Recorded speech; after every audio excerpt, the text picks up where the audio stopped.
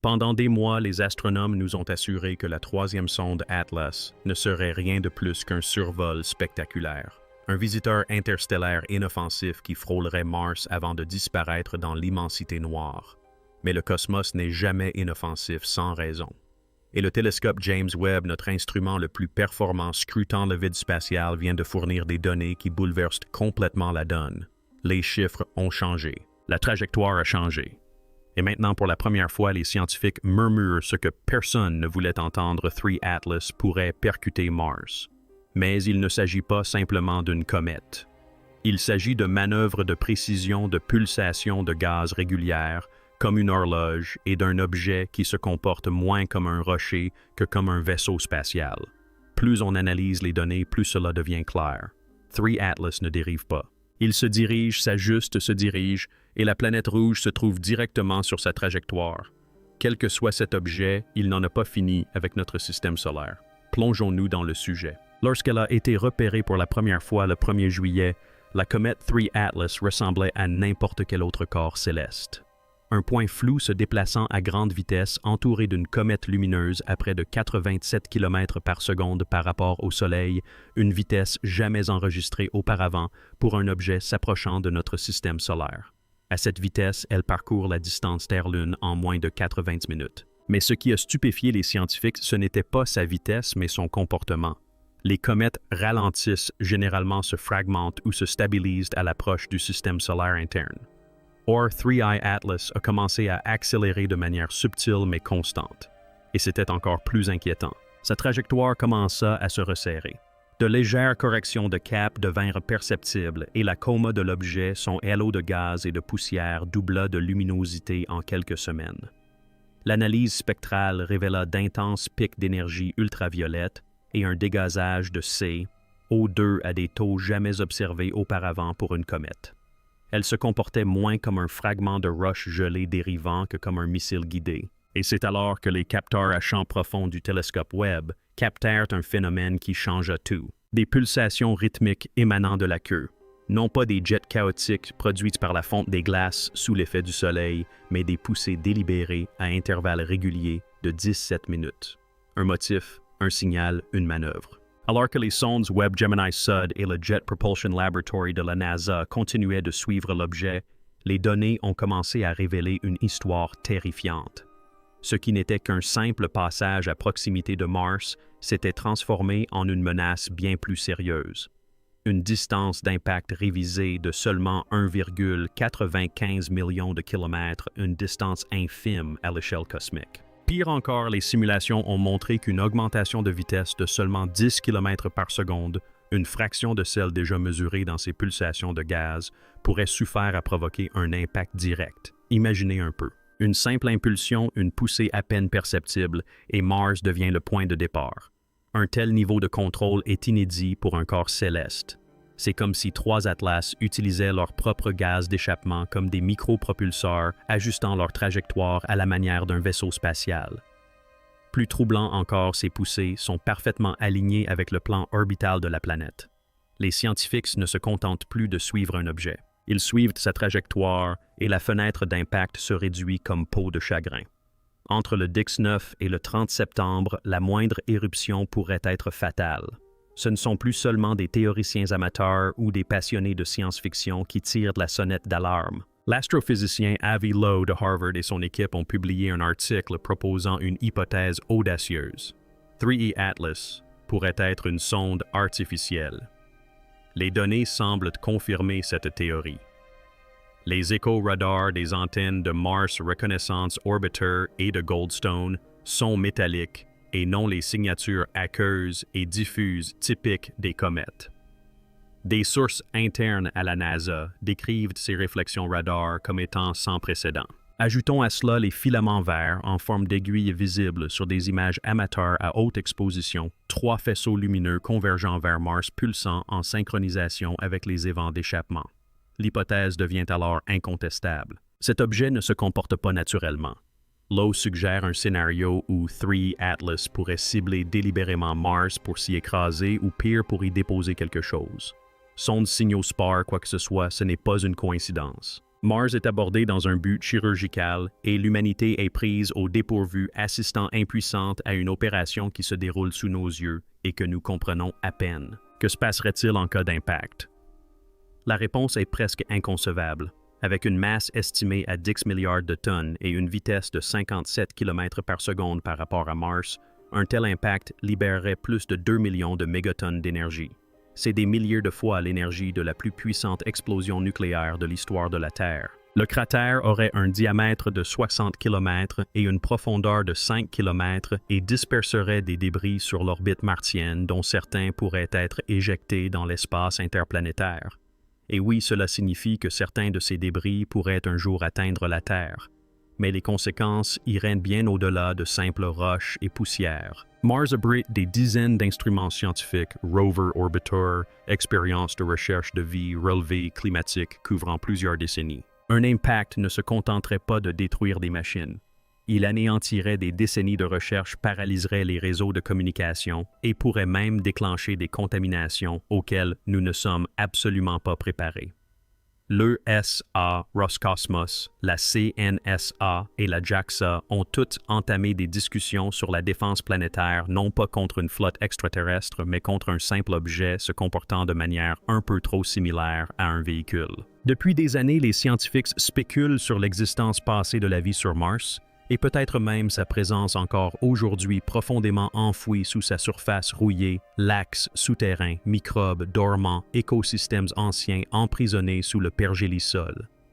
C'est l'une des principales raisons pour lesquelles nous avons envoyé tant de rovers, d'orbiteurs et d'atterrisseurs. Mais si la sonde 3i Atlas percute la planète, tout cela deviendra une inconnue biologique. La chaleur extrême de l'impact ne se contenterait pas de vaporiser la surface. Elle fissurerait les couches profondes de la croûte martienne, exposant des réservoirs de vie jusqu'alors inaccessibles. Et si 3 Atlas transportait des molécules organiques ou pire des organismes de synthèse dans ses sillages, la fusion de l'évolution indépendante de la Terre avec la biologie martienne pourrait entraîner une contamination génétique à l'échelle planétaire. Certains biologistes parlent de panspermie inversée, non pas une vie se propageant de Mars à la Terre, mais une vie implantée délibérément sur Mars. Cela soulève une question terrifiante, et si le but n'avait jamais été la destruction, et si l'objet était un vecteur et Mars l'incubateur? Alors que l'instrument 3i Atlas approchait de son point le plus proche de Mars, le télescope James Webb s'est verrouillé sur l'objet pour un dernier balayage ultra profond. Les résultats ont été classifiés pendant 48 heures avant qu'une partie ne soit rendue publique.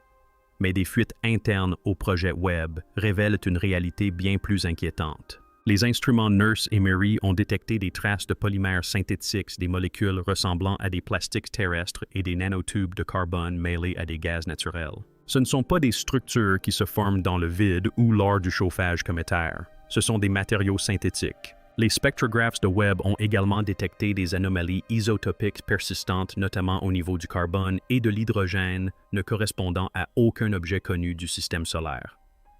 En résumé 3i. Atlas contient des éléments qui ne devraient pas exister dans l'espace, et tous se dirigent droit vers une planète potentiellement habitée. Les données de Webb ont été partagées confidentiellement avec les principales agences spatiales. Des cellules de crise ont été mises en place non pas parce que nous pouvions l'arrêter, mais parce que le temps nous était compté pour déterminer sa véritable nature. Face à la panique grandissante, la NASA a pris une décision surprenante, le silence. Les communiqués de presse habituels ont cessé. Les flux de télémétrie, Perseverance et Tanwin ont révélé des failles. Les questions relatives au scénario d'impact potentiel ont été réorientées. Quelque chose avait changé. Puis, dans une transmission classifiée et divulguée ultérieurement par un lanceur d'alerte interne, une phrase est apparue « Protocole d'impact déclenché ». Qu'est-ce que cela signifie? Personne ne le sait avec certitude, mais des sources internes affirment qu'une série de signaux cryptés ont été envoyés depuis des stations terrestres vers tous les équipements martiens opérationnels. C'est curieux car il n'existe aucune méthode connue pour dévier ou intercepter 3 Atlas. À moins bien sûr que le but de ces signaux n'ait pas été de protéger Mars, mais de la préparer. Si 3 Atlas est un système intelligent, même semi-autonome, il pourrait réagir à des signatures énergétiques, des balises orbitales ou des impulsions codées. Et si la Terre vient d'activer ces systèmes, nous venons peut-être de confirmer que nous sommes à l'écoute. Pire encore, nous venons peut-être de confirmer que nous réagissons. Et les services de renseignement à l'origine de cet objet, s'il y en a, savent désormais que nous sommes au courant. Une équipe de cryptographs de l'Institut SETI a réalisé une prouesse inédite: convertir en binaire la trajectoire actuelle lors du passage, au plus près la vitesse et les vecteurs gravitationnels des données connues de tous les astronomes. Ils ont ensuite appliqué des algorithmes de compression standard utilisés pour la messagerie spatiale lointaine. Ce qui a émergé était bien plus que de simples données aléatoires. C'était structuré, répétitif. Cela contenait une série d'intervalles numériques correspondant aux numéros atomiques 6, 8, 14, 26, carbone, oxygène, silicium, faire les éléments constitutifs de la vie et des machines, mais des décomptes et des espacements composés de nombres premiers cohérents avec les protocoles de messagerie recursive C-Mailin. En bref, la trajectoire complète des trois atlas pourrait être un signal en mouvement, un message non pas transmis par radio, mais par le comportement, le timing, la présence.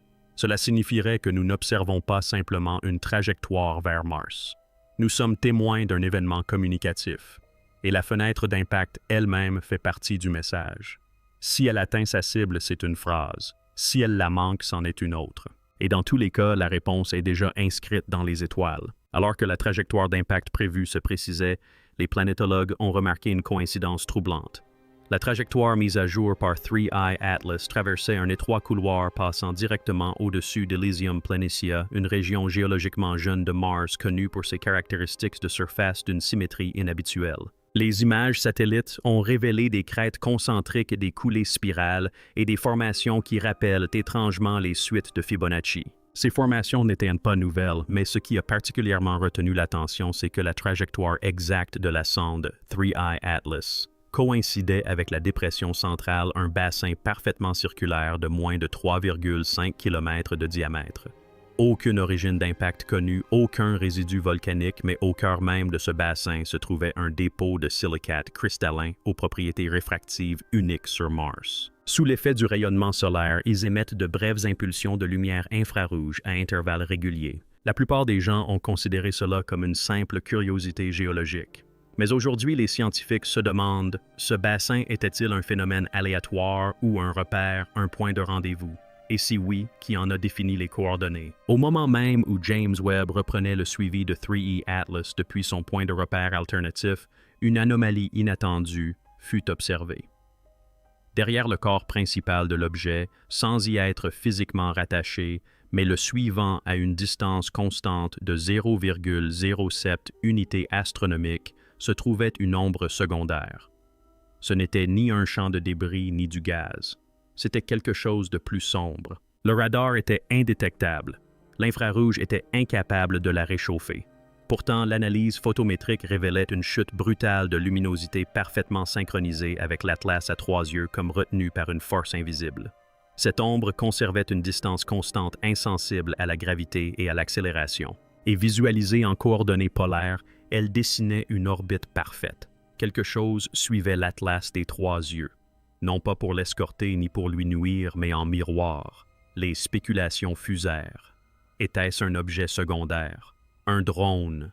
Un écho gravitationnel? Ou toute autre chose? Un champ? Une mémoire? Un protocole? Pour la première fois, des chercheurs ont commencé à envisager l'idée que les 3 Atlas ne seraient peut-être pas l'acteur principal de cet événement cosmique, mais simplement le vecteur de quelque chose de plus insaisissable. Alors que tous les regards sont désormais tournés vers la date d'impact prévue, un schéma encore plus inquiétant est apparu. En traçant la trajectoire complète de l'astéroïde 3i Atlas et ses passages au plus près du Soleil, de la Terre et de Mars, les scientifiques ont constaté que chaque alignement coïncidait avec des dates de résonance astronomique des harmoniques orbitales clés étudiées depuis longtemps par les civilisations anciennes. 23 septembre, 5 octobre, 11 novembre. Ces dates correspondent non seulement aux équinoxes et aux transits saisonniers, mais aussi à de rares synchronisations gravitationnelles qui se produisent selon des cycles de 54 ans. En effet, la dernière fois que les 3 planètes telluriques se sont trouvées dans des positions orbitales similaires lors du passage d'une comète remonte à l'événement de la Tunguska en 1908. Cette synchronicité a provoqué une onde de choc dans la communauté scientifique. Comment un objet interstellaire aléatoire pouvait-il se produire à des moments aussi importants sur le plan astronomique, à moins qu'il ne soit pas aléatoire, à moins qu'il ne suive son propre rythme comme une horloge non fabriquée par la main de l'homme? Ce n'était pas une coïncidence céleste, c'était un schéma, et les schémas dans l'espace sont toujours la signature d'une intention. Une dernière révélation a fait basculer la conversation dans un domaine autrefois considéré comme tabou par la science traditionnelle, la conscience en mouvement. Une équipe de neurosciences de Princeton étudiant les schémas de synchronisation neuronale lors d'états méditatifs profonds a observé un phénomène extraordinaire. Lorsque des sujets étaient exposés aux fréquences de pulsations émises par la courbe lumineuse de 3 atlas oculaires et plus particulièrement aux intervalles de 17 minutes entre les évents de gaz, leur activité cérébrale se synchronisait non seulement chez un seul sujet, mais chez plusieurs sujets, se trouvant dans des pièces différentes, isolées et à leur insu. Il ne s'agit pas simplement de résonance. Il s'agit d'un entraînement neurologique, comme si le signal n'était pas seulement mécanique, mais aussi cognitif. Et s'il peut nous affecter à des millions de kilomètres de distance, qu'est-ce que cela révèle sur son origine?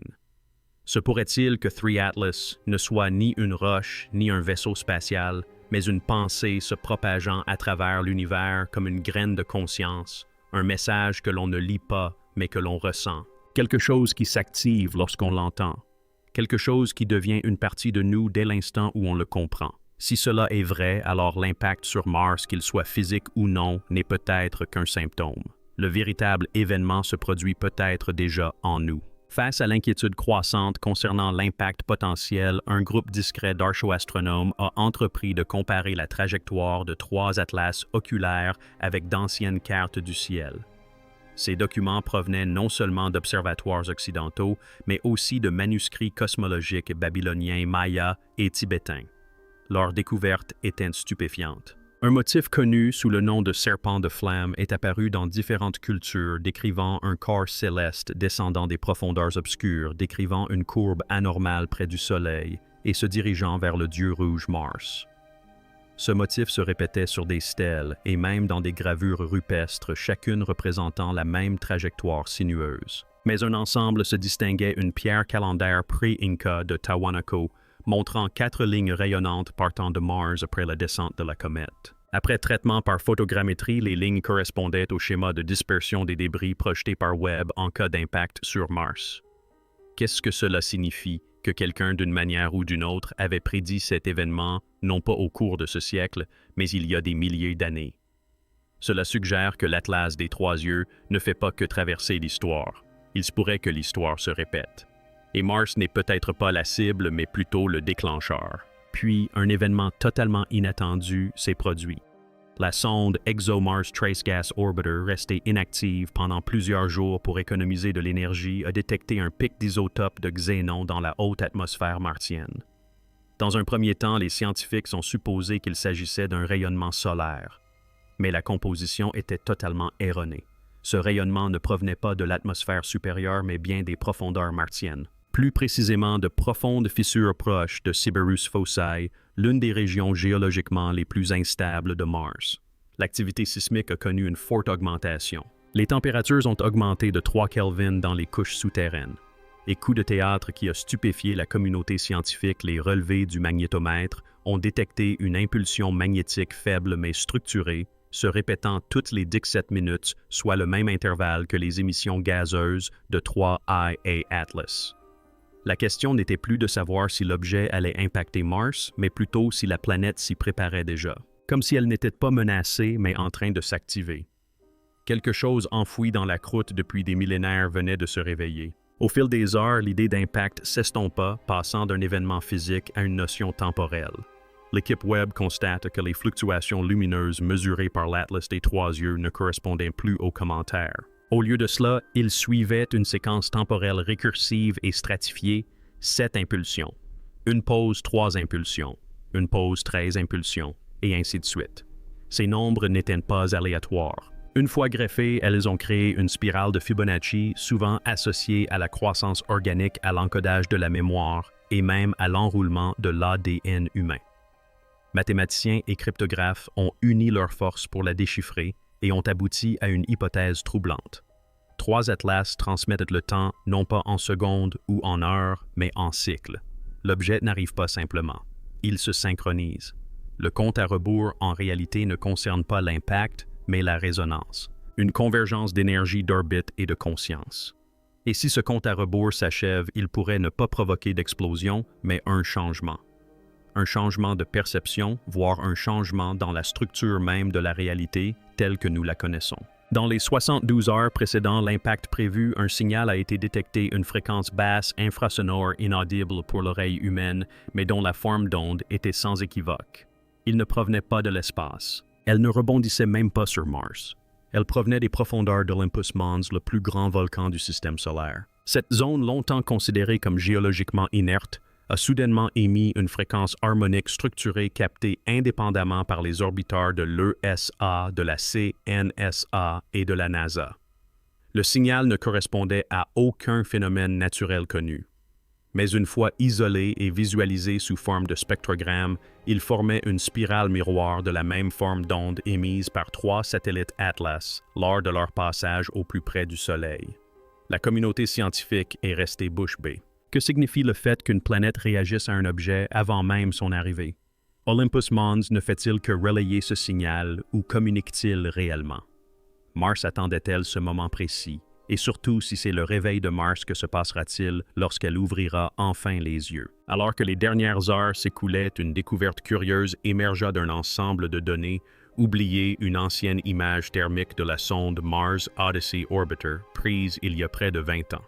Elle révélait une faible signature thermique sous la surface d'Utopia Planitia, alors considérée comme un simple bruit de réflexion solaire. Mais lorsque la même région fut scannée à nouveau selon la méthode de l'Atlas à 3 yeux, la signature thermique non seulement réapparut, mais s'était amplifiée et correspondait désormais à la forme d'un ancien glyphe gravé dans les parois rocheuses des fosses D et M. Le glyphe, à peine visible à l'œil nu, représentait une spirale descendante entrant en collision avec un cercle et ce qui semblait être 2 sphères planétaires alignées au moment du contact.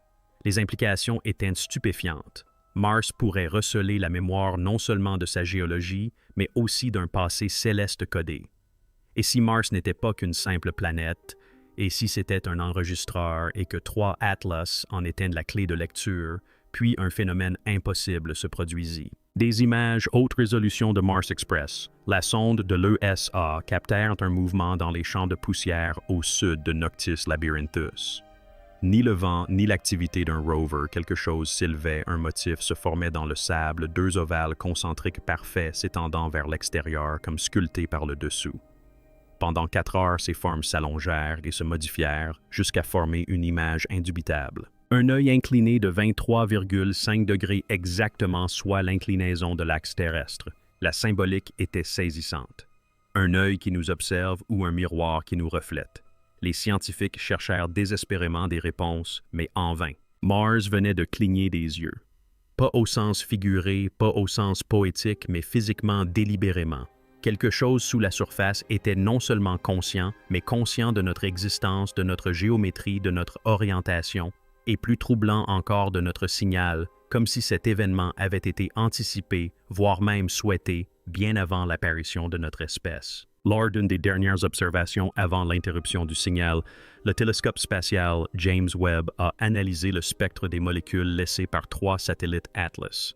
Parmi les composés organiques volatiles et les chaînes carbonées, une structure a provoqué une onde de choc dans tous les laboratoires d'astrobiologie terrestre, une séquence répétitive d'origine nucléaire étrangement similaire à l'ARN.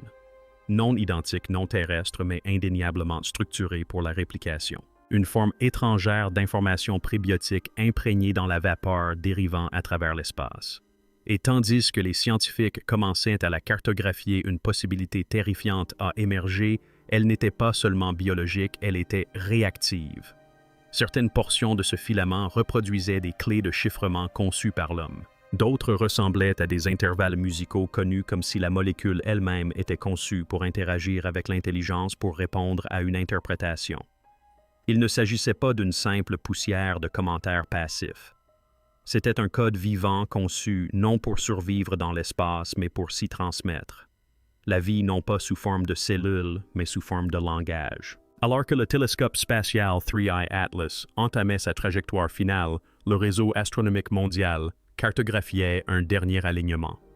Mars, la Terre et le Soleil allaient brièvement former une ligne droite parfaite, 3i Atlas étant prêt à la couper au moment précis du transit solaire. Mais il ne s'agissait pas d'une simple coïncidence orbitale. La projection correspondait aux anciens alignements mégalithiques découverts sur Terre. Stonehenge, Naphtha, Teotihuacan, tous pointant vers la même triade d'angles célestes. Pendant des millénaires, les humains avaient sans le savoir construit des monuments en prévision de cette configuration précise. Et maintenant, cet alignement était sur le point de se répéter non pas comme un mythe, mais comme un mécanisme. Mars, le témoin rouge. La Terre, l'observatrice éveillée. Le Soleil, la source éternelle. Et l'Atlas, à 3 yeux. Non pas un objet, non pas une roche, mais une clé de voûte s'insérant dans la serrure de la mémoire planétaire. La position finale n'est pas synonyme de destruction, mais d'achèvement. Et une fois l'alignement atteint, quelque chose changera. Pas là-bas, mais ici. Nous avons regardé le ciel et avons cru voir une comète, un astéroïde errant, un fragment dérivant d'un coin oublié de la galaxie. Nous l'avons appelé l'Atlas des Trois. Nous avons suivi son parcours. Nous avons cartographié son arche. Nous nous sommes persuadés que c'était le hasard. Mais ce que le télescope James Webb a révélé n'était pas le hasard. C'était un rituel. Cet objet n'est pas simplement arrivé. Il a accompli sa mission. Il s'est aligné. Il a répondu. Et tandis qu'il traversait le système solaire, chaque planète qu'il croisait a commencé à lui répondre. Signal Impulsions Alignments Codes. Mars n'a pas seulement réagi. Elle s'en est souvenue, comme si ce n'était pas sa première rencontre. Comme si ce moment était inscrit dans l'essence même des planètes, dans la poussière des cratères, dans les pulsations gravitationnelles elles-mêmes. Et maintenant, par une ultime manœuvre, l'Atlas à 3 yeux a pris position non pour détruire, mais pour achever quelque chose, un schéma, un compte à rebours, une convergence. Mars est peut-être la scène. Mais la Terre, nous sommes le public. Et nous n'avons jamais été destinés à être de simples observateurs passifs. Nous avons toujours fait partie intégrante du dessin. Chaque télescope que nous avons construit, chaque signal que nous avons envoyé, chaque théorie que nous avons ridiculisée, tout a été entendu. L'impact final ne sera peut-être pas physique. Il ne laissera peut-être pas de cratère, mais il a déjà commencé à remodeler ce que nous pensions savoir de Mars, de la vie de nous-mêmes. Car au final, les 3 Atlas ne venaient pas de Mars. Ils sont venus pour attirer notre attention. Et maintenant qu'ils l'ont, il faut se demander que va-t-il se passer ensuite. Abonnez-vous car l'histoire est loin d'être terminée. Activez les notifications car la suite ne sera pas diffusée. Partagez cette vidéo avec ceux qui pensent encore que nous sommes seuls. Et dites-nous en commentaire, pensez-vous que l'impact d'Atlas était un accident ou une invitation? Car peut-être qui sait, Mars n'est pas sur le point d'être impacté. Peut-être est-ce nous qui sommes confrontés à la vérité.